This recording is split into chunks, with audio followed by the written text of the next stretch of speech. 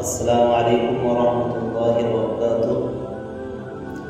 আজকে আমি আপনাদের সামনে একটি গুরুত্বপূর্ণ মাসআলা নিয়ে আলোচনা করব। মাসআলাটি হলো দোয়ায়ে কুনুতের ব্যাপারে।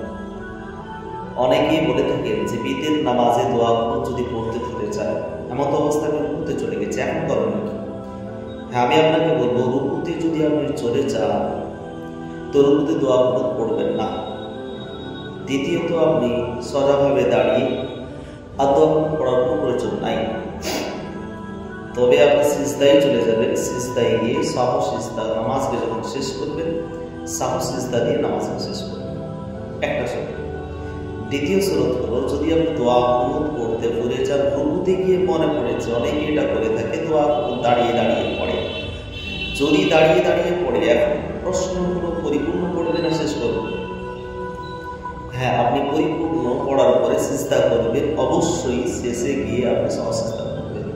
আল্লাহ পাক রব্বুল আলামিন আপনাদের আমাদের সকলকে এই দোয়ায়ে কুনুতকে পড়ার তৌফিক দান করুন এবং সঠিক নিয়মে পড়ার তৌফিক দান করুন।